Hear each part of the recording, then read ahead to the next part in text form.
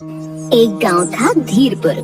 ये गांव शहर से बहुत दूर था, इसलिए गांव वाले शहर बहुत कम जाते थे। गांव वाले अधिक पढ़े लिखे नहीं थे, वे बहुत भोले भाले और सीधे थे, आसानी से सब पर विश्वास कर लेते। इसी गांव में 5 साल में एक बार एक मेला लगता था। इस बार मेला बाजार से लगे मैदान में लगा। लोग बाजार और मेला साथ साथ घूम रहे थे। एक दुकान के बाहर खड़ा एक आदमी मांझी लाउड स्पीकर पर जोर जोर से बोल रहा था। सुनो सुनो सुनो सभी लोग सुनो सुनो सुनो, शहर का महंगा माल, ब्रांडेड माल, सस्ते में सुनो सुनो सुनो सुनो सुनो। दूसरे आदमी दयावान ने एक सूटकेस में से बहुत सा सामान, परफ्यूम, साबुन, शैम्पू, पाउडर, तेल आदि निकालकर दुकान की मुख्य टेबल पर लगा दिया और मांझी फिर से चिल्लाने लगा। सुनो सुनो सुनो, शहर का महंगा माल, ब्रांडेड माल, सस्ते में छाटो भैया रस्ते में, सस्ते में। वहाँ से आने जाने वाले लोग सामान देखने लगे। शहरों में यही सामान हजारों में बिकता है, यहाँ हम बहुत सस्ते में दे रहे हैं। बाप रे, इतनी सी शीशी हजारों में मिलती है। हाँ, और नहीं तो क्या, बड़ी कंपनी का ब्रांडेड माल है। सारे हीरो हीरोइन यही इत्र लगाते हैं। सच्ची, ये वाला इत्र लगाते हैं? हाँ, बहुत अच्छी खुशबू आती है इसमें, गुलाब के फूलों जैसी, एकदम मजा आ जाता है। सच्ची, इसमें से तो बहुत अच्छी खुशबू आ रही है, बिल्कुल हीरोइन वाली। लाओ 500 रुपए और जल्दी से इसे ले जाओ, वरना कोई और ले जाएगा। 500 रुपए? शहर में यही शीशी 5000 में बिकती है, यहाँ तो बहुत सस्ते में दे रहे हैं। औरत उसे 500 रुपए देकर खुश होते हुए वो शीशी लेकर चली गई। एक आदमी शैम्पू उठाकर देखने लगता है। अरे देखना क्या भाई, ले जाओ, 4000 का माल है, तुम्हें 500 रुपए में मिल रहा है। देखना, इसको लगाने से बाल रेशम जैसे नरम और मुलायम हो जाएंगे। आदमी उसे 500 रुपए देकर वो शैम्पू ले जाता है। इसी तरह मांझी सबको सामान देता रहता है और दयावान रुपये गिनता है। कुछ ही देर में उनका सारा सामान बिक गया और दुकान खाली हो गई। अगले दिन दुकान के बाहर खड़ा होकर मांझी लाउड स्पीकर पर जोर जोर से बोलने लगा। सुनो सुनो सुनो, हजारों का माल सस्ते में, टीवी, फ्रिज हो या वॉशिंग मशीन या कंप्यूटर ले लो, सस्ते में। वहाँ से आने जाने वाले लोगों की भीड़ लग गई। भाई कहाँ है टेलीविजन, दिखाई क्यों नहीं दे रहा? अरे वो तो गोदाम में रखा है, यहाँ कैसे दिखेगा? भाई कितने का दे रहे हो? 25,000 का टीवी बस 2000 में मिलेगा। सच में? हाँ सच में, 2000 की सेल है, कोई भी माल ले लो, टीवी, फ्रिज, वॉशिंग मशीन, हमारे पास कंप्यूटर भी है। मैं तो कंप्यूटर लूंगा भैया, सुना है ससुरा शहर में बहुत महंगा मिलता है। हाँ भाई, ये कंप्यूटर ससुरा बहुत महंगा है, पर हम सस्ते में लेंगे। भाई क्या करना होगा? कल आकर अपना ऑर्डर बुक कर देना, और हाँ, ये छूट बस 2 दिन चलेगी।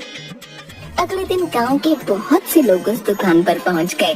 दुकान में दयावान एक कंप्यूटर लेकर और मांझी एक रजिस्टर लेकर बैठा था। भाई तुम्हारी दुकान में तो कोई सामान नहीं है, कहाँ है हजारों का सामान? हमारा एकदम सीधा काम है, हम पहले ग्राहकों से सामान का ऑर्डर लेते हैं, फिर गोदाम से मंगवाते हैं। हम कुछ समझे नहीं भैया। अरे तुम सब यहाँ आओ, मैं समझाता हूँ। सभी लोग मांझी को घेर कर खड़े हो गए। हम तुम लोगों को ये समझा रहे हैं कि इस दुकान में हम ग्राहकों से एडवांस में पैसे रुपए, जिसे पेशी कहते हैं ना, वो लेकर सामान का ऑर्डर लेते हैं, फिर उसे गोदाम से मंगवा कर दे देते हैं। बात तो सही है, ये दुकान में इतना महंगा सामान रखेंगे तो खराब हो जाएगा ना भैया। तुमको भरोसा हो तो लो, वरना रहने दो भैया, कोई जबरदस्ती थोड़ी है। अरे भैया बुरा न मानो, हमको पूरा भरोसा है भैया, पूरा भरोसा है। अभी जिसको जो सामान चाहिए वो आ जाओ। बिना देखे कैसे बताएं? अच्छा, मैं तुम्हें कंप्यूटर पर वीडियो में सब दिखाता हूँ। दयावान कंप्यूटर में चित्र दिखाता है और मांझी सबको समझाता है। ये देखो भाई लोग, ये वाला टीवी है। वाह भैया, कितना बढ़िया दिख रहा है। बढ़िया दिख रहा भैया। हाँ, हमारे पास सब बढ़िया है। फिर स्क्रीन पर फ्रिज के चित्र आते हैं। ये देखो फ्रिज, डबल डोर, मेरा मतलब है 2 दरवाजे वाला है। ये लाल वाला बहुत ही सुंदर है भैया, मैं ये वाला ही लूंगा। मैं तो वो नीले वाला लूंगा, उस पर तो फूल भी बने हुए भैया। फिर स्क्रीन पर वॉशिंग मशीन के चित्र आते हैं।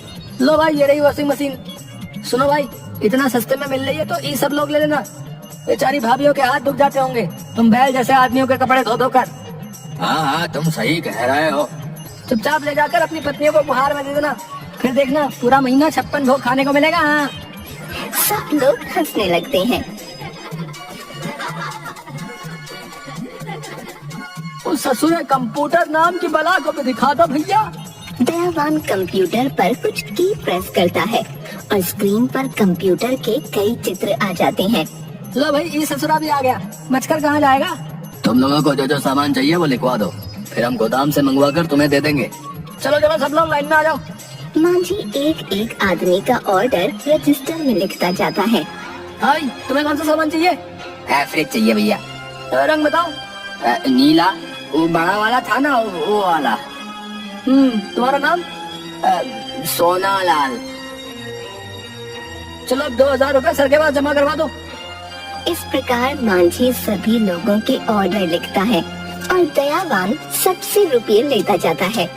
तुम सब लोग 2 दिन बाद आकर अपना अपना सामान ले जाना। हाँ भाइयों, समय पर आकर सामान ले लेना, ठीक है। सब लोग खुश होकर आपस में बातचीत करते हुए वहाँ से निकल गए। ए मती, इतना महंगा महंगा सामान भैया कितने सस्ते में मिल गया है ना।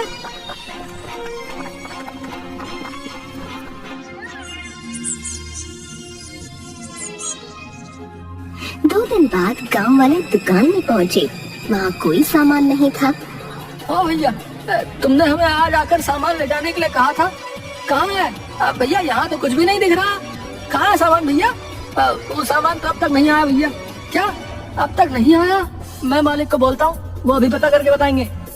मांझी दयावान के पास जाकर कुछ कहता है और वो हाँ में सिर हिलाकर फोन पर किसी से बात करते हुए कहता है।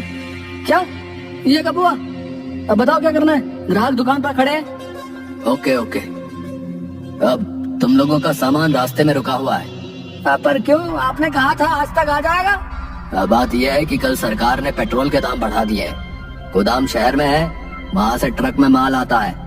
अब तुम लोगों को 200 रुपए और देने होंगे। पेट्रोल महंगा हो गया है, इसलिए ट्रक की आवाजाही महंगी हो गई है। हाँ बात तो सही है, आए दिन पेट्रोल महंगा हो जाता है।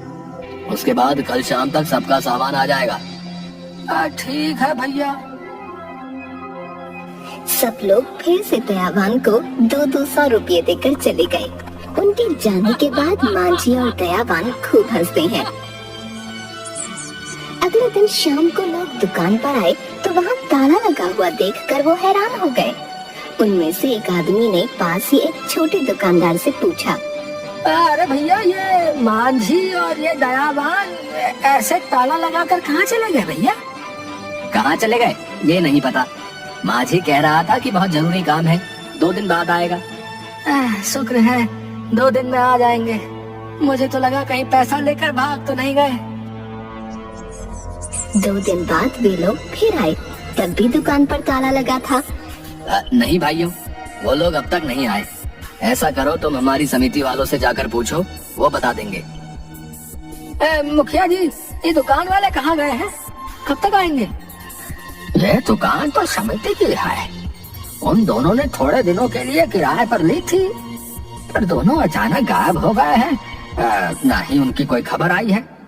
ये क्या कह रहे हो। वो दोनों हमको सस्ते में सामान बेच रहे थे, हमसे तो रुपया भी ले लिए हैं।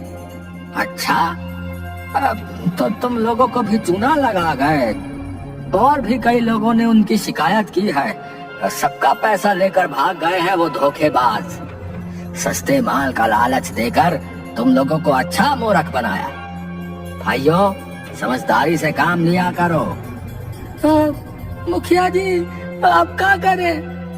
ये लो, हमारे पास उन्होंने ये पता लिखवाया था। देखो, कुछ पता लग जाए तो छोड़ना मत। 2 गांव वाले उस पते वाली जगह पर जाते हैं। भैया, ये पता किधर है। यहाँ से थोड़ा आगे एक खाली मैदान है, वही है।